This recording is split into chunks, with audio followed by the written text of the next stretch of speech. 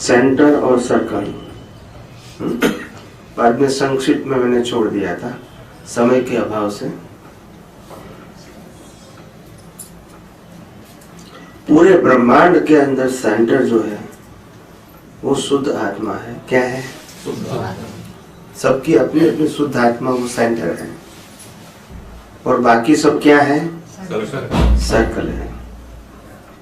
अगर सेंटर नहीं है तो सर्कल भी नहीं है।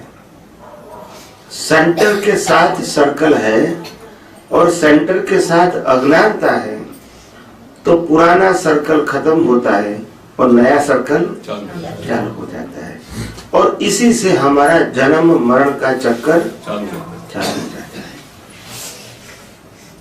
हम कीमत सर्कल की करते हैं, और कीमत किसकी है? और करते किसकी है? बस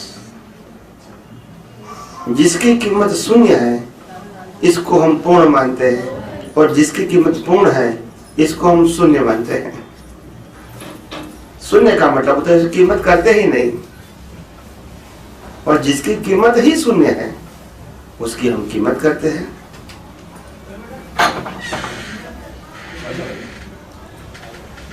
ज्ञानी पुरुष क्या कहते हैं?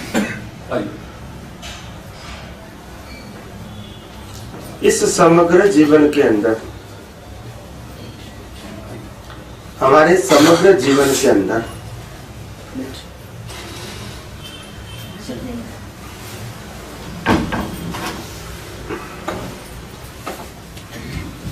हमारे समग्र जीवन के अंदर अगर कीमत बताई जाए तो जो टेम्पररी है, जो समय बढ़ती है, जो उत्पन्न होता है और नाश होता है, जो आके चला जाता है, उनकी वैल्यू क्या है? जीरो। क्योंकि वो परमानेंट या कायमी नहीं है।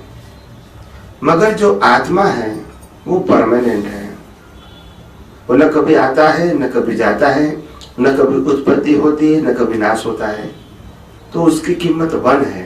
1 का मतलब होता है कभी जीरो नहीं होगी, और जीरो का मतलब है कभी 1 वो परमानेंट है और जीरो टेम्पररी है, विनाशी है।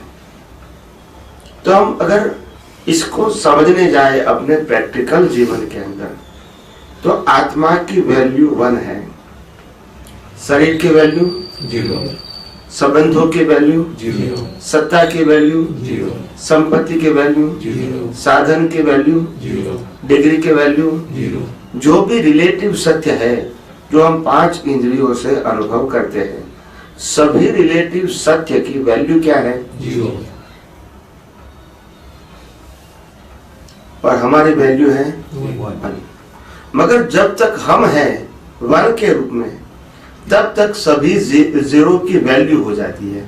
क्योंकि 1 के बाद 0 होगा तो फिर 10 होगा, फिर 0 होगा तो 100, फिर 0 होगा तो 1000, 10,000, लाख, 10 लाख, करोड़, 10 करोड़, 100 करोड़। ऐसे 1 होने के नाते सभी जीरो की वैल्यू हो जाती है। मगर जब 1 निकल गया तो सब जीरो हो जाएगा। तो वैल्यू 1 की है या 0 की है? 1। और करते किसकी है? 0। और साथ में भी क्या आता है? 0। तो बुद्धिशाली आदमी तो समझ सकता है ना कि आखिर 0 में न कुछ पाना है न कुछ खोना है। पाना भी नहीं और खोना भी नहीं है। ये तो कर्मों की अवस्था है, आती है और चली जाती है। उसमें पाना खोना नहीं होता है, अवस्था होती है। क्या होती है? जैसे पैदा होता है तो मरना तो है ही, उसमें कोई सोचने की बात नहीं है। आप समझे ना? जो चीज मिलती है उसका तो अंत होने वाला है। जो आज संबंध है कल उसका अंत होने वाला है। जो आज साधन मिलता है कल इसका अंत होने वाला है। अगर उसका अंत नहीं होगा तो हमारा अंत होगा। तो कुदरत का कानून यह है कि पैदा होने के बाद जो कुछ भी मिलता है, शरीर, संबंध, संपत्ति, साधन, सत्ता, जो कुछ भी मिलता है वो अवस्था के रूप में मिलता है। कैसा मिलता है? और वो अवस्था आपकी भुगतान के लिए है। किसके लिए है? आप इसमें ये मत बताओ कि मैं उसका मालिक हूं। आपको जो कुछ भी मिलता है आपका उसको उपयोग करने का अधिकार है, मालिक की करने का अधिकार नहीं है, क्योंकि शरीर के भी आप मालिक नहीं हो। ये जो शरीर है ये कुदरत का गिफ्ट है। क्या है? ये पंचभूतों से बना हुआ है, और जब इसको जला दिया जाएगा तो पंचभूत में विलीन हो जाएगा। तो जब शरीर के ऊपर ही हमारा अधिकार नहीं है या तो मालिकीपन नहीं है, तो शरीर के साथ जुड़ी हुई साधन संपत्ति संबंध और सत्ता के अंदर क्या हम मालिकी कर सकते हैं? नहीं करेंगे। और करते हैं उसका मतलब है अज्ञानता। और वही अज्ञानता निकालनी है, साधन को निकालना नहीं है। साधन तो कुदरत दे भी दी और ले भी लेंगे, तो वो हमारी प्रकृति की बात नहीं है, वो कुदरती कानून से मिलेगा और चला जाएगा। हमारी जो दृष्टि है वो हमारा पुरुषार्थ है। आखिर दृष्टि कहाँ होनी चाहिए? 1 के ऊपर या 0 के ऊपर? अगर 0 के ऊपर करोगे तो राग द्वेष होंगे ही, क्योंकि आना है और जाना है। कोई चीज वैसी होती है जो लेन देन में चली जाती है, कोई चीज ऐसी होती है व्यवहार में हमको 1 वे देना पड़ता है, और कोई चीज ऐसी होती है जिसमें हमको लॉस होता है, मगर जाना तय है। कैसे भी करके जाना तय है, कंडीशन कोई भी क्यों ना हो। हमको पैसा मिलता है अपने पुण्य से, तो या तो हम खुद के लिए खर्चा करते हैं, या कोई दूसरों के लिए खर्चा करते हैं, या तो किसी को देते हैं तो चला जाता है। ऐसा भी होता है ना, इसे हम नुकसान कहेंगे। तो तीनों प्रकार से आना, पैसा और जाना वो सुनिश्चित है। क्या है? सुनिश्चित है। उसमें मालिक नहीं हो सकते हैं, भुगतान कर सकते हैं। क्या कर सकते हैं?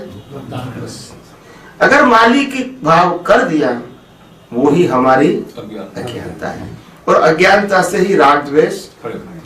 चीज से राग द्वेष नहीं बनते हैं, अज्ञानता से बनते हैं। और निकालना भी क्या है?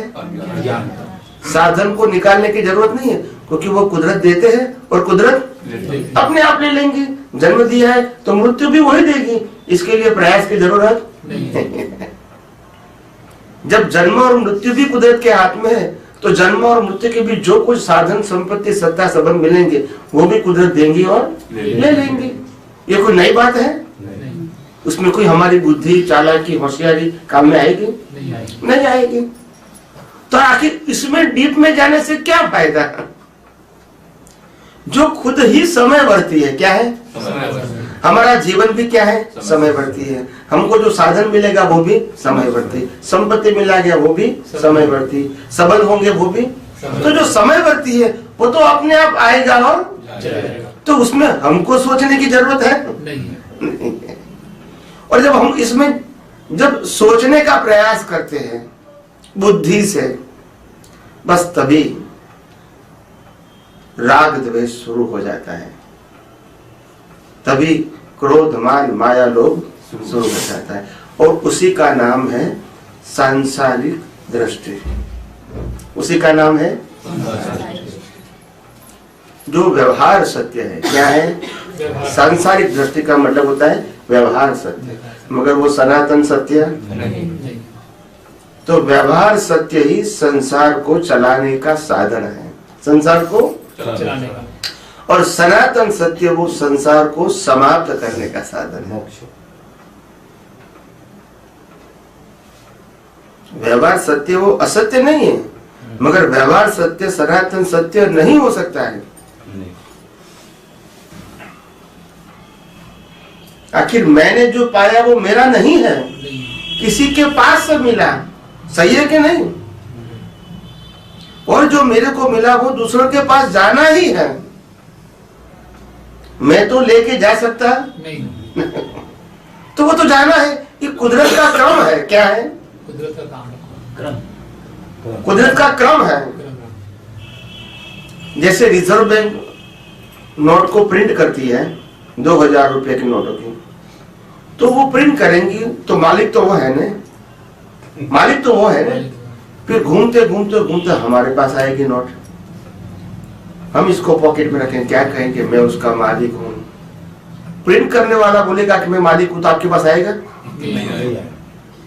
और आपके पास आने के बाद भी अभी यही नोट लाखों लोगों के हाथ में, फिर भी मैं कहता हूं कि मैं उसका मालिक हूं। इसी का नाम है अज्ञानता।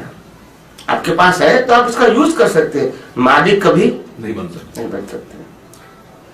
आप समझे, जब शरीर का मालिक नहीं बन सकते हैं तो शरीर के साथ जुड़ी हुई कोई भी चीज का आप मालिक कैसे बन सकते हैं। और यही अज्ञानता है।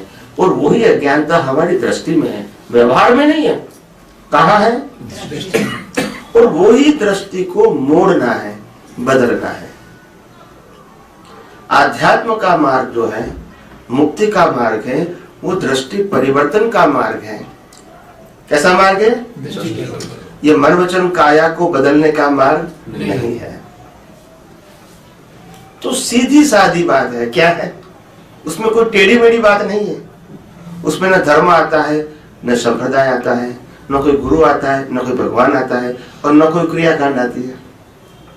जब दुनिया का सनातन सत्य की बात करते तो उसमें ऐसी कोई चीज आती है नहीं है जो अपने आप पार्टीशन खड़ा करती है। सनातन सत्य में कोई पार्टीशन नहीं होगा, मगर व्यवहार सत्य में तो होगा ही। आप कहोगे कि मैं राम को मानता हूँ, ये कहेगा मैं कृष्ण को मानता हूँ, ये कहेगा मैं महावीर को मानता हूँ, ये कहेगा मैं शिव को मानता हूँ। सबकी मान्यता क्या है? अलग। तो ये सनातन सत्य नहीं। सनातन सत्य सबके लिए क्या होता है? एक। और वो सनातन सत्य है centre. I am a pure soul, मैं शुद्ध आत्मा। ये सनातन सत्य है। वो सबके लिए एक है। क्या बताया? सबके लिए समान। वो माने या ना माने, मगर सनातन सत्य तो एक होता है। मैं नहीं मानता हूं, ये मेरी अज्ञानता है, ये मेरी अज्ञानता। मगर आत्मा है, वो नहीं मानता हूं क्योंकि मेरी अज्ञानता है।